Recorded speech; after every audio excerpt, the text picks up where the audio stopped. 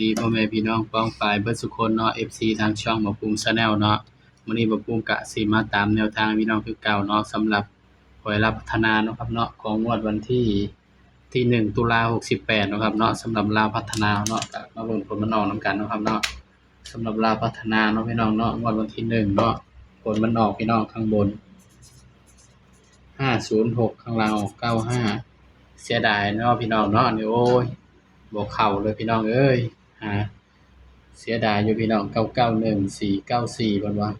19ให้เด่น1บ่มาพี่น้องก็ต้องขอโทษขออภัยเนาะครับเนาะหลุดเด้อพี่น้องเด้อนี่สำหรับพี่น้องแต่ว่าลาวสายด่วนเนาะก็ถือว่าปังเนาะพี่น้องเนาะแต่ว่าบ่าวบ่ได้ลงให้เนาะบ่าวลงให้แต่ในบ้านเขียวเนาะพี่น้องเนาะให้ในบ้านเขียวก็ได้ทั้งบนทั้งล่างเลยเนาะพี่น้องเนาะสำหรับเพื่อนบ้านเนาะสำหรับมื้อนี้ก็ปังเนาะสำหรับบ้านเขียวเนาะได้บนได้ล่างเลยพี่น้องก็ไปกันต่อนะครับเนาะสำหรับนี่ก็ต้องขอโทษขออภัยนะครับเนาะก็ไปกันต่อแล้วพี่น้องของงวดวันที่ยังบัดนี้คือวันที่2วันที่3เนาะพี่น้องเนาะวันศุกร์เนาะพี่น้องวันที่3เด้อครับเด้อบัดนี้ก็ตามกันต่อวันที่3เลยพี่น้อง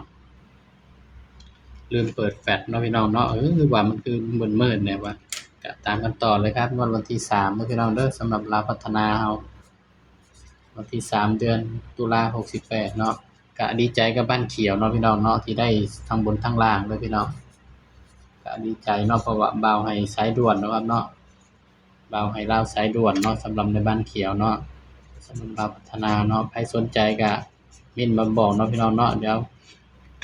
เพราะว่าในบ้านบ่าวก็เก็บเป็นรายเดือนเนาะพี่น้องเนาะเดือนละ100บาทต่อเดือนเนาะแต่ว่าก็มีให้หลายแนวทางเนาะพี่น้องเนาะสำหรับอัดคลิปนี่ก็บ่าวบ่ค่อยมีเวลามานั่งอัดคลิปลงให้พี่น้องทุกแนวทางเนาะครับเนาะสำหรับในบ้านเขียวในบ่าวก็ลงให้ก็มีดาวโจรนำเนาะดาวโจรก็ลงเนาะสำหรับในบ้านเขียวเนาะดาวโจร KE แล้วก็อีหยังลาว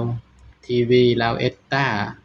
น้อยสตาร์น้อยทีวีเนาะบ่าวก็ลงให้เบิดเนาะสำหรับในบ้านเนาะแต่ว่าในคลิปนี่บ่าวบ่มีเวลามาอัดคลิปลงให้เนาะพี่น้องก็ต้องขอโทษขออภัยเนาะครับเนาะเพราะฉะนั้นก็ตามกันต่อเลยพี่น้องของงวดวันที่3เนาะครับเนาะมันจะบอกนะสิได้เด่นตัวเก่าอีกเลยพี่น้องเอ้ยเด่นตัวเก่านี่เบิดแนวสิเว้าเลยพี่น้องเด่นตัวเก่าเลยพี่น้องเอ้ยมาเบิ่งนำกันเนาะสำหรับตัวเด่นเนาะก็ยังได้เด่นตัวเก่าอยู่พี่น้องเอ้ยเฮ็ดจังได๋เนาะได้เด่น1กับ2คือเก่าเด่น1กับ2คือเก่าพี่น้องเอ้ยงวดวันที่นั่นก็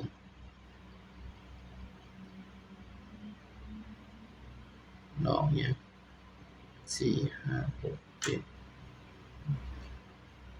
เด่น1กับ2คือเก่า6 1 1 2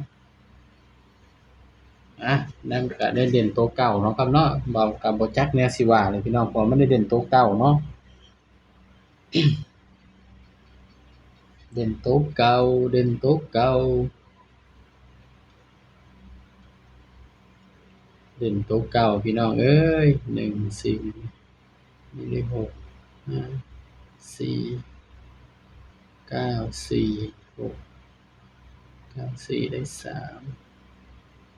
4 6ได้0 0กับ3 3กับ0เด่นเนาะพี่น้องเนาะเด่นตัวเก่าก็ตัวเก่าเด้อพี่น้องเด้อนี่บ่าวก็ตามสูตรเนาะพี่น้องเนาะสูตรมันได้ตัวเก่าพี่น้องสูตรมันได้ตัวเก่าเนาะครับเนาะบ่าวก็บ่จักแนวสิว่าเลยพี่น้องเอ้ยเพราะฉะนั้นก็มาจับนำกันเลยพี่น้องสูตรมันได้ตัวเก่าเนาะครับเนาะจับก็สิมีหยังพี่น้องโอ้จับเนาะพี่น้องเนาะ10 14 10 14 15 16 20 24 25 26อันนี้คือชุดเต็มเนาะครับเนาะมันก็ได้หลายคู่นะพี่น้องแล้วก็อีหยัง19เนาะพี่น้อง19 29นี่คือชุดเต็มเด้อครับเด้อนี่สำหรับชุดสรุปก็เนาะเดี๋ยวคลิปหน้าบ่าวปุ้มสิสรุปให้เนาะพี่น้องเนาะอันนี้เอาชุดเต็มไว้ก่อนพี่น้องสำหรับตัวที่บ่าวปุ้มมักเนาะพี่น้องเนาะ 16 26แล้วก็อันเนี้ย10 20นี่คือโตวหมักเนาะครับเนาะนี่สำหรับแนวทางเนาะพี่น้องเนาะของงวดวันที่3เด้อพี่น้องเด้อนี่สำหรับลาวพัฒนาเนาะได้เด่นตัวเก่าพี่น้องเอ้ยนี่เด่นตัวเก่าเนาะเด่น1กับ2คือเก่าสำหรับคลิปนี้เนาะก็ฝากพี่น้องกดไลค์กดแชร์กดติดตามด้วยเด้อพี่น้องเด้อสำหรับชุด3ตัวพี่น้อง946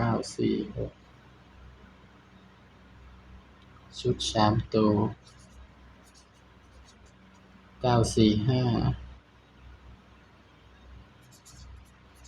516นี่ก็เป็นเพียงแนวทางเนาะพี่น้องเนาะตัวเลขมีเข้ามีหลุดเนาะครับเนาะสำหรับคลิปนี้ก็ฝากไว้เพียงส่ำนี้เด้อพี่น้องเด้อ